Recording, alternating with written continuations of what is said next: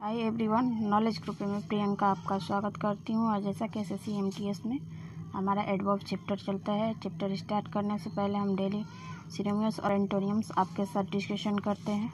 ठीक है, तो जैसे कि पर डे करते हैं उसके अकॉर्डिंग आज भी हम आपके साथ क्लास स्टार्ट करने से पहले सिनोनिम्स के कुछ वर्ड प्लस उसके बाद एंटोनिम्स के कुछ वर्ड हम आपके साथ डिस्कशन करते हैं। ठीक है, आई होप कि आपको ये क्लास बहुत पसंद आए। अगर पसंद आए तो लाइक, शेयर और सब्सक्राइब तो बनता ही है।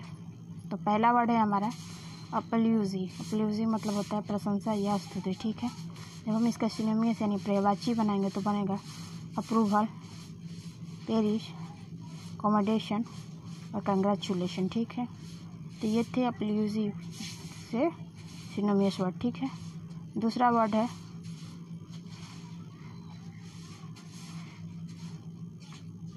है आस्टिक्रोट। आस्टिक्रोट मतलब होता है शिष्ट मनुष्य या स्त्री।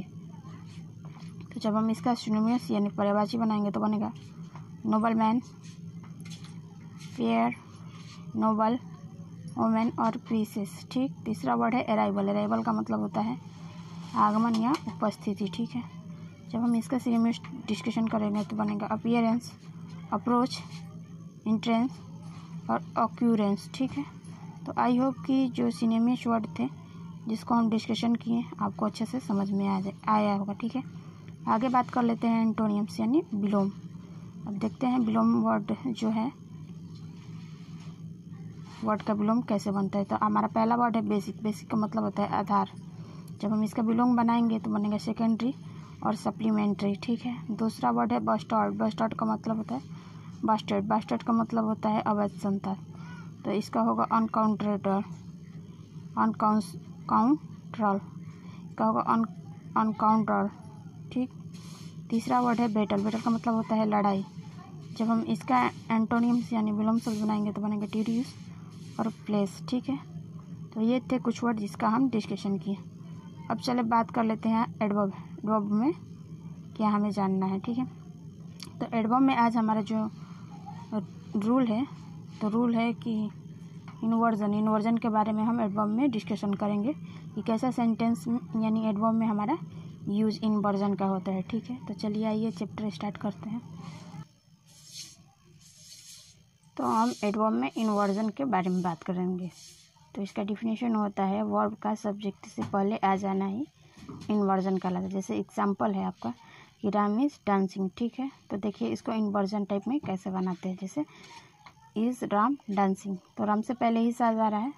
तो जैसा कि रूल में बताया है कि वर्ब का सब्जेक्ट से पहले आना ही इनवर्जन कहलाता है। तो ये सेंटेंस जो है हमारा इनवर्जन में बन रहा है। ठीक है, आई होप कि आपको समझ में अच्छे से आ गया है।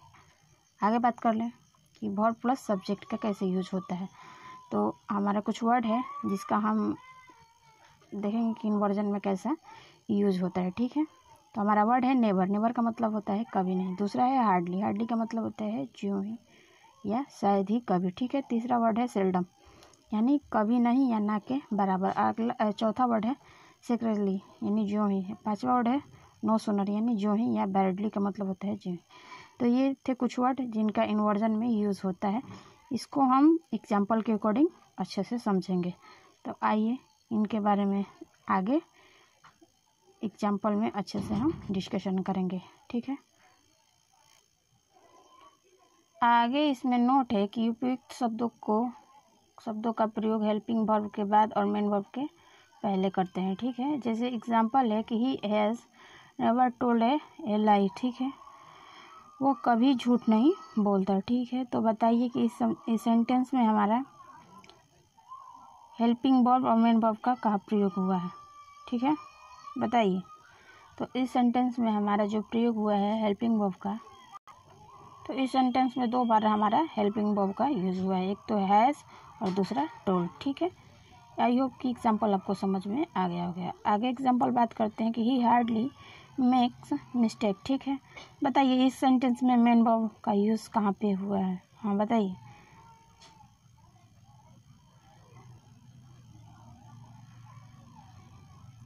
चलिए हम बताते हैं कि इसमें मेन वर्ब का यूज़ कहाँ होता है। इसमें मेन वर्ब का यूज़ आपका जो हुआ है तो मेक्स हुआ तो होगा ही hardly makes mistakes. I hope कि एग्जाम्पल आपको समझ में आ गया होगा। आगे नोट है कि यदि उपयुक्त शब्दों का प्रयोग वाक्य के शुरू में हो जाए तो इन्वर्जन का प्रयोग होता है। इन्वर्जन मतलब जो वर्ब है हमारा पहले आ जाएगा, ठीक है, जैसा कि हम शुरू में ही डिस्कशन किए आपके साथ, ठीक है। तो आइए इसके एग्जाम्पल के अकॉर्डिंग समझते हैं। जैसे नेवर हैज़ ही टोल्ड ए लाई, ठीक। तो देख रहे हैं ना इन्वर्जन का शुरू में ही यूज़ हो रहा है, तो इन्वर्जन यानी नेवर और एज का यूज़ हो रहा है, ठीक है। जैसे नेवर एज, देखिए दूसरा सेंटेंस है कि hardly does he makes mistake, तो इसमें भी देख लिए इन्वर्जन का पहले भी प्रयोग हो रहा है। तीसरा है secretly do I go to market, ठीक है। तो आई होप कि ये रूल प्लस एग्जाम्पल आपको अच्छे से समझ में आ गया होगा। आगे इसमें इम्पोर्टेंट नोट है उसको भी हम लोग जान लेते हैं और डिस्कशन कर लेते हैं, ठीक है। तो यहाँ तक की स्टोरी यानी कहानी आपको समझ में आ गई होगी। आइए आगे इसकी कहानी क्या है उसके बारे में जानते हैं। तो आगे हम जान लेते हैं कि इन्वर्जन में हमें कौन कौन सा वर्ड का यूज़ करना है और उसको हम सेंटेंस के अकॉर्डिंग समझेंगे, ठीक है। जैसे वर्ड है हमारा हार्डली, सेक्रेटली और वर्डली, इनका अर्थ जो होता है ज्यों ही निकलता है, ठीक है। इससे बनने वाले वाक्य के साथ अगर कोई दूसरा वाक्य जुड़े तो उन्हें व्हेन, जिसका अर्थ निकलता है की, से जोड़ते हैं, ठीक है। जैसे एग्जाम्पल है कि he hardly beaten her when she began to cry, वह जो ही उसको पीटने के लिए गया कि क्या कि वो जोर जोर से चिल्लाने लगी, ठीक है। अब हम इसको इन्वर्जन में बनाते हैं, ठीक है। तो हमारा इन्वर्जन जब बनाएंगे तो हमारा सेंटेंस बनेगा, हार्डली हमारा शुरू में आ जाएगा, hardly had he beaten her when she began to cry, ठीक। दूसरा एग्जाम्पल देख लीजिए। दूसरा एग्जाम्पल है आपका कि she had secretly taken her meal when it began to rain, ठीक है। इसको भी हम इन्वर्जन में बनाते हैं। जब इन्वर्जन में बनाएंगे तो बनेगा कि secretly had she taken her meal when it began to rain, ठीक है। तीसरा एग्जाम्पल देखिए कि the team had badly lost the match when the coach got heart attack, ठीक है। तो ये थे रूल प्लस एग्जाम्पल जो आपको अच्छे से समझ में आ गया होगा। तो ये थे इन्वर्जन की स्टोरी। तो आइए थोड़ी सी और इस स्टोरी में है जिसको हम डिस्कशन कर लेते हैं, उसके बाद इन्वर्जन टॉपिक जो है आपका ख़त्म हो जाएगा। तो आइए इसमें थोड़ी सी और कहानी बची हुई है जिसको का डिस्कशन हम आपके साथ कर लेते हैं, ठीक है। आगे थोड़ा सा बचा है इन्वर्जन में, तो आइए इसको डिस्कशन कर लेते हैं। लेकिन यदि नो सूनर का प्रयोग हुआ हो तो दूसरे वाक्य में को दैट से जोड़ते हैं, ठीक है। तो इसका दैट का अर्थ निकलता है कि, जैसे एग्जाम्पल है कि he no sooner went there than his father called him. जब हम इसको इन्वर्जन में बनाएंगे तो नो सूनर हमारा शुरू में आ जाएगा, तो बनेगा इस तरह सेंटेंस हमारा कि no sooner did he go there his father called him, ठीक है। दूसरा एग्जाम्पल देख लीजिए कि he had no sooner spoken his word that his boss walked him. बताइए, तो इस सेंटेंस में थोड़ा सा एरर है। एरर ये है कि दैट के जगह पे हमारा देन का यूज़ होगा। तो हमारा करेक्ट जो यूज़ होगा सेंटेंस कि he had no sooner spoken his word then his boss walked him, ठीक। तो इस तरह हमारा इन्वर्जन जो है एडवर्ब में द एंड होता है, ठीक है। आगे आइए, आगे जो है कुछ वर्ड जिसको हम डिस्कशन रूल है तो इसका डिस्कशन हम कर लेते हैं। जैसे एडवर्ब में सुपोजनल सेंटेंस का कैसे यूज होता है उसका हम डिस्कशन आपके साथ करेंगे, ठीक है। थोड़ा सा है, ज़्यादा टाइम नहीं लगेगा, 2-3 मिनट का है, ख़त्म हो जाएगा।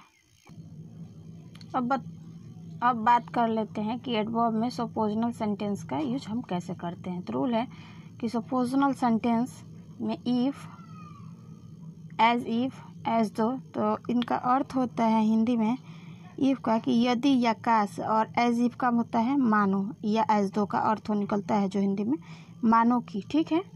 तो ये थे इनके अर्थ से शुरू होते हैं ऐसे वाक्यों में सब्जेक्ट चाहे कुछ भी हो, वर्ब का प्रयोग यानी होने के लिए वेयर और रखने के लिए हैड का प्रयोग करते हैं। ठीक है, जैसे एग्जाम्पल है कि इफ़ वेयर ए पुलिसमैन। ठीक है, दूसरा एग्जाम्पल है कि if I had a gun. ठीक, तीसरा एग्जाम्पल देखिए कि if she had a car. ठीक, चौथा एग्जाम्पल देखिए कि if I had a servant. ठीक, फिफ्थ एग्जाम्पल देखिए कि एक मिनट, फिफ्थ एग्जाम्पल है कि if I were a king. Six example है कि if the subject had a king. यहाँ सब्जेक्ट का अर्थ जो होगा प्रजा से होगा। ठीक है, तो ये थे सपोजनल सेंटेंस से रिलेटेड रूल प्लस एग्जाम्पल जो आपको अच्छे से समझ में आ गया होगा। ठीक है, और सेंटेंस में हमने कैसे इफ़ का यूज़ किया। ठीक है, आगे आइए बात कर लेते हैं कि सपोजनल सेंटेंस में और जो वर्ड हैं उनका यूज़ हम कैसे करते हैं। ठीक है, आगे बात करें सपोजनल सेंटेंस के परिणामी वाक्य वुड प्लस वर्ब के फर्स्ट फॉर्म से बनाते हैं। जैसे एग्जांपल है कि if I were a bird, काश की मैं एक चिड़िया होती, आई वुड फ्लाई, क्या करती मैं उड़ती। ठीक है, दूसरा एग्जांपल है कि इफ़ आई हैड मनी, मेरे पास पैसा रहता तो I would buy a car, तो मैं एक कार खरीदती। तीसरा एग्जांपल देखिए कि if she had this book she will pass, यदि वह बुक मेरे पास होता तो मैं एग्ज़ाम पास कर लेता था। ठीक है, तो यहाँ पर विल का ना यूज़ हो के वुड का यूज़ हो, किसका होगा तो वुड का। तो हमारा करेक्ट सेंटेंस बनता है कि if she had this book she would pass. ठीक है, चौथा एग्जांपल देखो, चौथा एग्जांपल है कि if she was a CM she would help me. ठीक है, तो इसका अर्थ हो कि काश वो प्रधान चीफ CM मतलब होती तो वह तुम्हारी मदद करती। ठीक है, अगला एग्जांपल है कि if you have same money you would give me. ठीक, बताओ इस सेंटेंस में कहाँ पे एरर है, तो ये इसमें पहले में एरर है, हैव के जगह हमारा हैज़ का यूज़ होगा, तब जाके हमारा सेंटेंस करेक्ट। तो हमारा सेंटेंस करेक्ट बनेगा कि if you has same money, तुम्हारे जितना पैसा हो तो यू वुड गिव मी, मैं तुम्हें दे देता। ठीक है, अगला एग्जांपल देखो एंड लास्ट एग्जांपल कि she walks as if she was Miss Universe, तो यहाँ पे वाज ना यूज़ होके वेयर का यूज़ होगा इस सेंटेंस में, दूसरे में क्या होगा तो वेयर। तो हमारा करेक्ट सेंटेंस बन गया कि she walks as if she were वेयर यूनिवर्स। ठीक है, तो ये थे रूल प्लस एग्जाम्पल जो आपको अच्छे से समझ में आ गया होगा। आइए आगे इसमें कुछ और रूल है जिसको हम डिस्कशन करेंगे।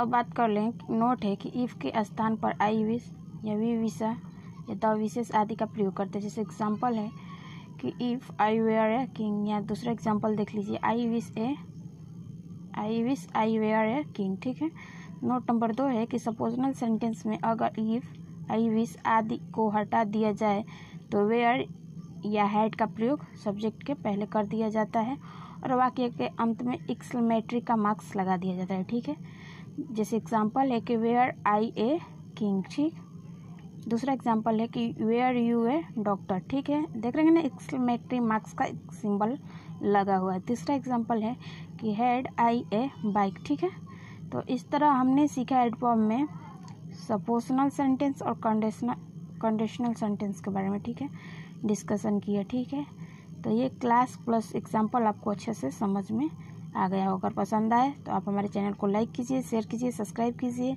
और कमेंट कीजिए कि आपको ये क्लास कैसी लगी। अगर इसी तरह का लेटेस्ट वीडियो आपको चाहिए तो आप हमारे चैनल को सब्सक्राइब कीजिए। फिर मिलते हैं नेक्स्ट वीडियो के साथ, तब तक के लिए thank you and take care, bye.